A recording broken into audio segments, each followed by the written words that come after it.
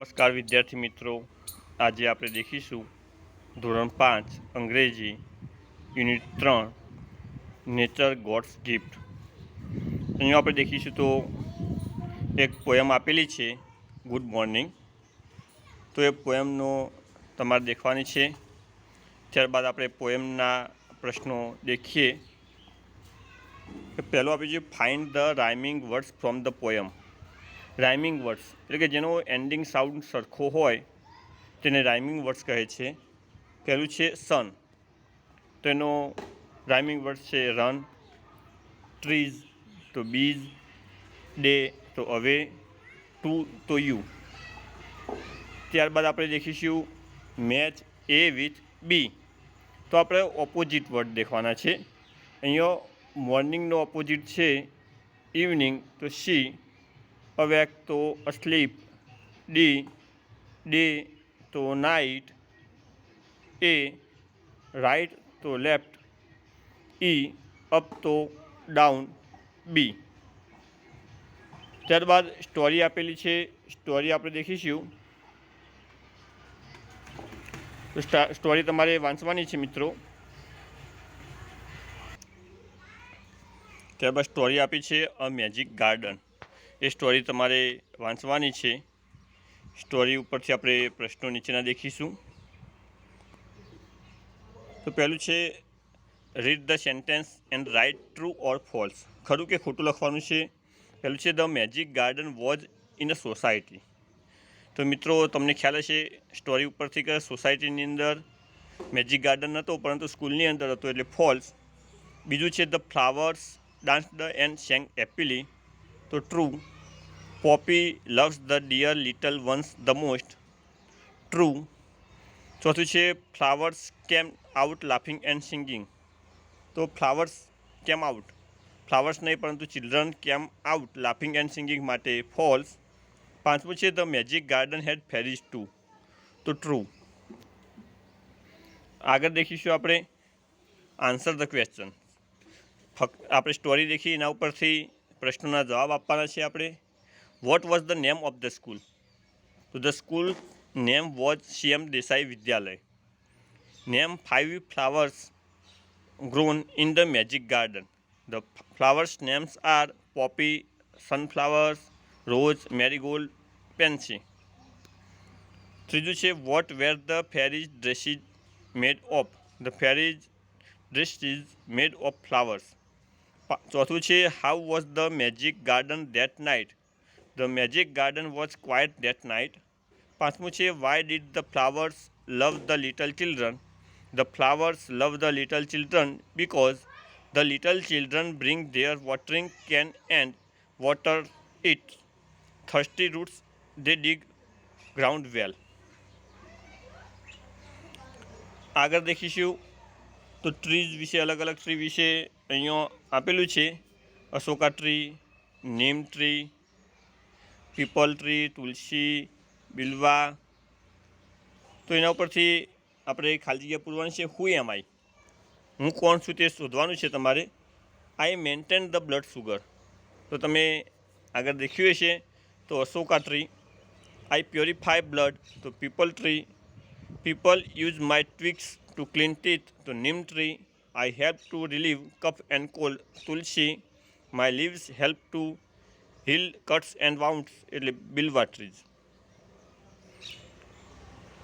આપણે પેરેગ્રાફ વાંચવાનો છે, એના ઉપરથી નીચેના પ્રશ્નોના જવાબ આપણે લખવાના છે। Answer the questions.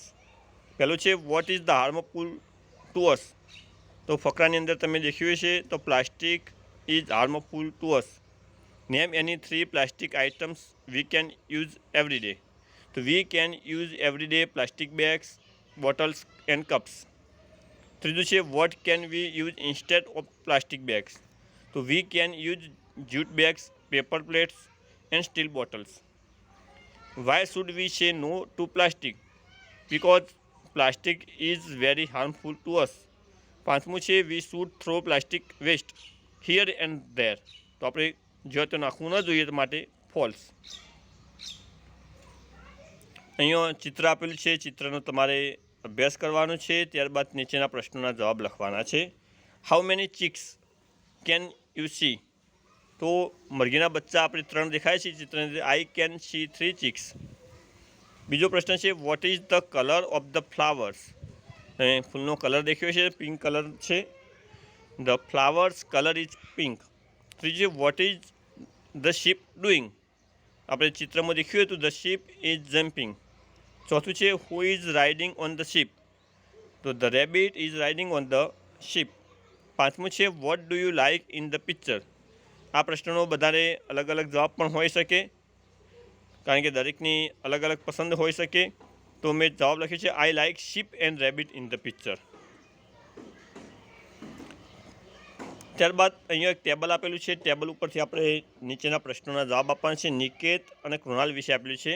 નિકેતને Gujarati, Hindi, English 3 આવડે છે, પરંતુ સંસ્કૃત અને ફ્રેન્ચ આવડતી નથી. તો કૃણાલને એ રીતે ગુજરાતી, હિન્દી અને સંસ્કૃત બોલતા આવડે છે, પરંતુ ઇંગ્લિશ અને ફ્રેન્ચ બોલતા આવડતી નથી. તો એના ઉપરથી ખાલી જગ્યાઓ આપેલી છે. Both Krunal and Niket can ખાલી જગ્યા. તો નિકેત અને કૃણાલ બંનેને શું આવડે છે? તો can speak Gujarati and Hindi. બીજું છે both Krunal and Niket can not ખાલી જગ્યા કેન નોટ. બંનેને કઈ ભાષા બોલતા નથી આવડતું? ફ્રેન્ચ. ત્રીજું છે નિકેત કેન સ્પીક હિન્દી.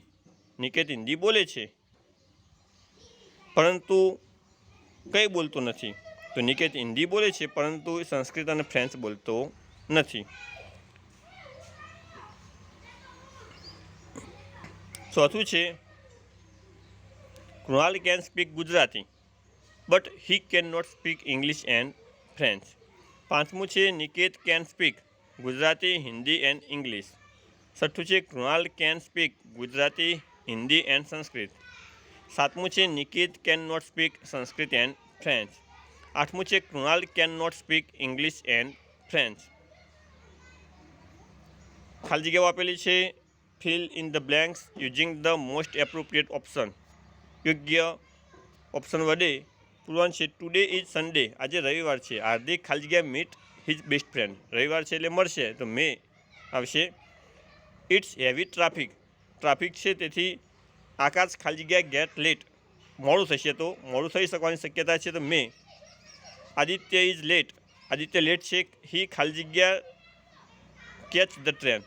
તો લેટ છે માટે ટ્રેન પકડી શકે નહીં, તો may not. It is raining heavily. કન્યા ખાલી જગ્યા ગો ટુ ધ બજાર. વરસાદ છે માટે તે જઈ શકશે નહીં, એટલે મે નોટ.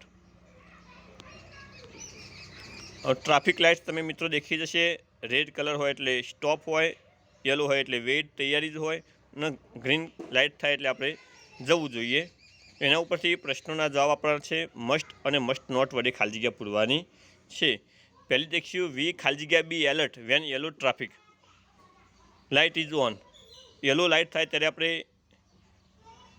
એલર્ટ થવું જોઈએ, તો સાચી વાત છે, તો મસ્ટ.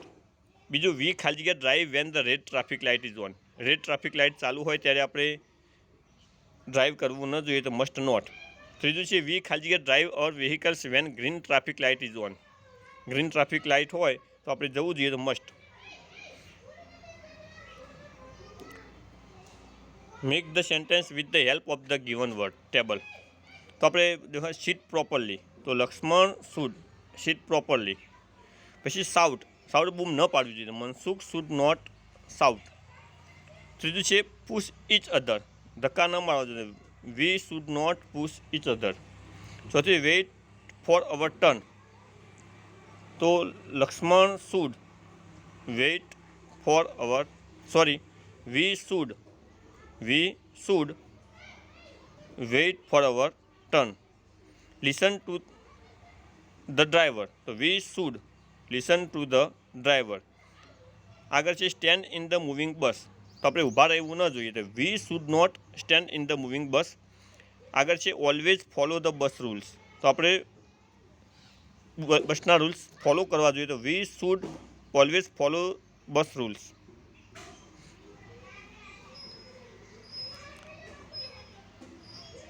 ઓપ્શન ઉપરથી આ પહેલું છે ચિત્ર. લીફ એટલે પાંદડું, બ્રાન્ચ એટલે ડાળી, ફ્રૂટ એટલે ફળ, ટ્રંક એટલે થડ, ના રૂટ્સ એટલે મૂળ. Arrange the letters and make meaningful words. Option આપેલા છે, તો પોપીઝ, ગાર્ડન, મેજિક, ફેરી, સનફ્લાવર, પેન્સીઝ, ગોલ્ડન, મેરીગોલ્ડ.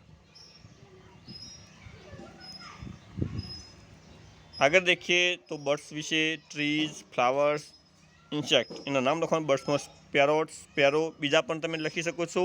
નીમ ટ્રી, અશોકા ટ્રી, રોઝ, ચંપા. ઇન્સેક્ટની અંદર એન્ટ, બટરફ્લાય.